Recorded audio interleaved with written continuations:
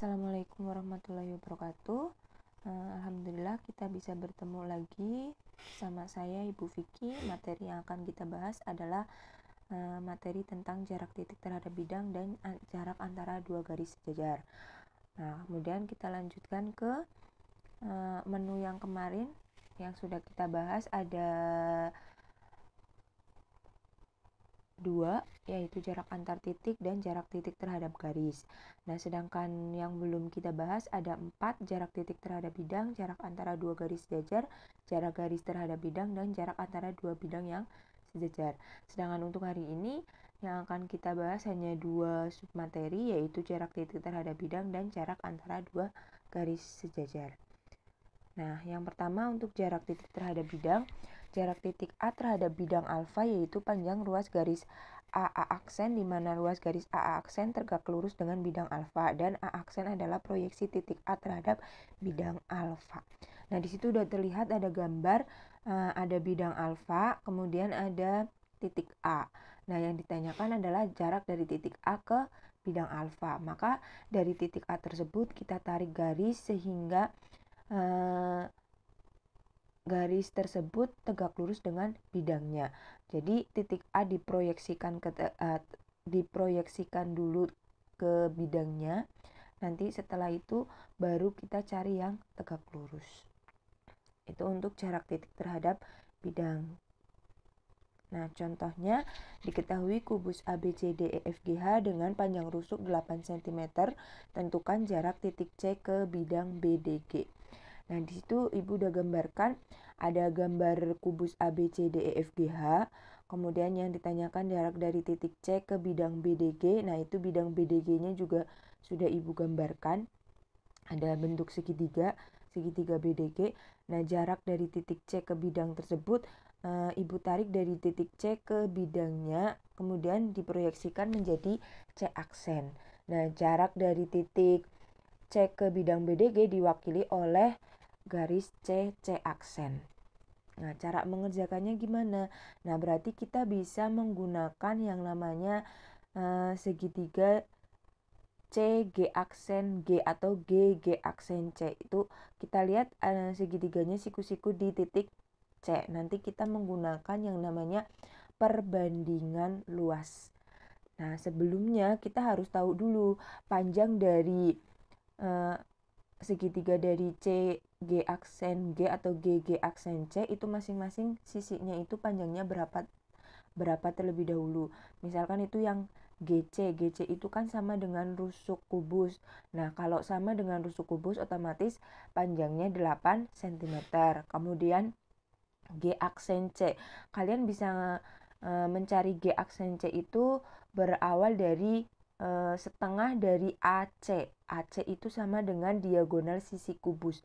Kemarin juga sudah kita bahas bahwa diagonal sisi kubus itu rumusnya sisi akar 2. Berarti karena panjang sisinya adalah 8, kemudian rumusnya sisi akar 2, maka AC itu 8 akar 2. Berarti G aksen C setengah dari 8 akar 2, yaitu 4 akar 2. Nah, untuk mencari GG aksen, karena tadi sudah diketahui bahwa segitiganya itu berbentuk segitiga siku-siku di titik C, maka GG aksen adalah sisi miring dari segitiga GG aksen C. Nah, mencari sisi miring dari segitiga berarti kita bisa gunakan teorema Pitagoras. Kalau tadi GC-nya 8, G aksen C-nya itu 4 akar 2, maka GG aksennya diperoleh dari akar 8 kuadrat ditambah 4 akar 2 dikuadratkan. Maka hasilnya nanti seperti ini. Nah, berarti hasilnya 4 akar 2 dikuadratkan ditambah 8 kuadrat itu 4 akar 2 dikuadratkan itu sama dengan 32. 8 pangkat 2 itu hasilnya 64, maka 32 ditambah 64 hasilnya 96. Akar 96 itu bisa disederhanakan jadi akar 16 dikali 6. Akar 16 itu 4, akar 6-nya tetap akar 6, maka ketemunya 4 akar 6. Itu untuk GG aksen. Jadi di dalam segitiga tadi yang kita butuhkan yaitu GG aksen C sudah diketahui semua panjang sisinya, maka kita bisa langsung mencari CC aksennya dengan cara perbandingan luas segitiga. Tadi kan segitiganya sudah diketahui bahwa segitiga tersebut adalah segitiga siku-siku di titik C. Otomatis misalkan kita menggunakan luas yang pertama yaitu AC sebagai alas, maka GC-nya sebagai tinggi. Tetapi jika kita menggunakan alasnya AC, G aksen C, maka kita menggunakan tingginya yaitu C aksen. Nah, penyelesaiannya akan seperti ini. Nah, luas segitiga GG aksen C sama dengan luas segitiga GG aksen C. Jadi perbandingan luasnya itu sebenarnya hanya satu segitiga saja, tetapi alas dan tingginya itu yang berbeda. Yang pertama untuk luas segitiga GG aksen C yaitu setengah dikali G aksen C dikali GC tadi yang Ibu bilang. Kemudian yang satunya lagi kita menggunakan setengah dikali GG aksen dikali CC aksen.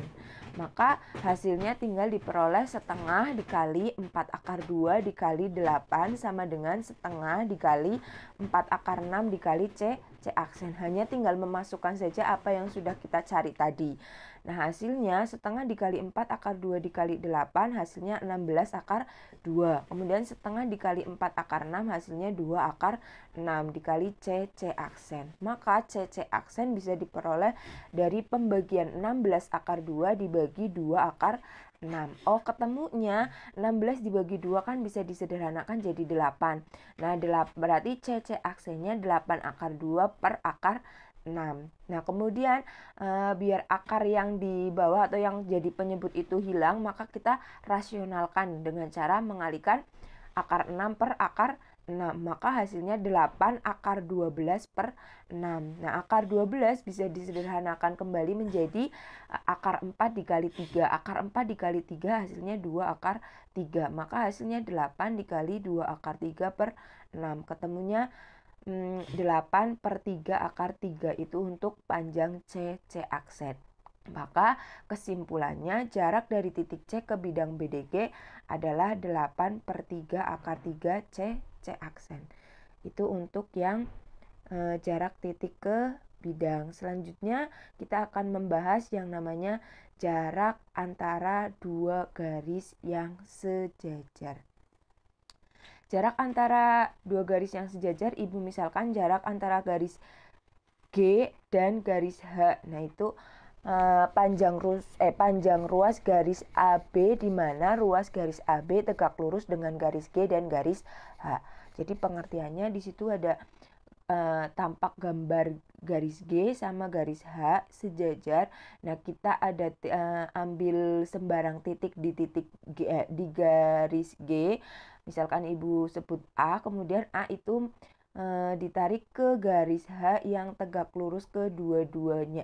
Jadi tegak lurus ke G dan tegak lurus ke H menjadi titik B. Nah, maka ruas garis AB tersebut adalah jarak antara dua garis yang sejajar. Nah, langsung ke contoh. Diketahui balok KLMNOPQR. Nah, di situ sudah diketahui panjangnya 12 cm, lebarnya 9 cm, dan tingginya 6 cm. Yang ditanyakan adalah tentukan jarak rusuk KL terhadap rusuk QR. Nah, KL itu sejajar dengan QR. Jaraknya berarti kita mengambil, misalkan Ibu ambil dari titik L ke Q. Itu kan juga tegak lurus ke KL, kemudian tegak lurus ke QR. Itu untuk ruas garis LQ. Maka jarak antara rusuk KL terhadap rusuk QR adalah panjang ruas garis LQ. Nah, panjang ruas garis LQ berarti kita bisa gunakan segitiga LMQ dengan tegak lurusnya atau siku-sikunya berada di titik M. Nah, di situ sudah diketahui LM-nya 9 cm, kemudian MQ-nya 6 cm. Maka LQ-nya itu tinggal dicari dengan menggunakan teorema Pythagoras. Cara menggunakan teorema Pythagoras, penyelesaiannya seperti ini. Nah, LQ sama dengan akar dari LM kuadrat ditambah MQ kuadrat. Sama dengan akar dari 9 kuadrat ditambah 6 kuadrat. Hasilnya akar 9 kuadrat adalah 81, 6 kuadrat adalah 36. Akar dari 81 ditambah 36 yaitu akar 117. Nah, akar 117 itu bisa disederhanakan jadi akar 9 dikali 13. Akar 9 itu 3, akar 13 tetap akar 13. Ketemunya 3 akar 13. Jadi jarak rusuk KL terhadap rusuk IR adalah 3 akar 13 cm. Nah, itu untuk jarak antara dua garis yang sejajar. Nah, karena kita sudah membahas kedua submateri tersebut, maka kita sudah selesai untuk materinya. Silakan kalian pelajari terlebih dahulu videonya. Jika masih ada yang mau ditanyakan, silakan bertanya di kolom komentar boleh, atau di forum juga boleh. Jika tidak ada pertanyaan, silakan melanjutkan ke tugas yang sudah Ibu buat. Sekian dari Ibu. Ibu akhiri dulu. Wassalamualaikum warahmatullahi wabarakatuh.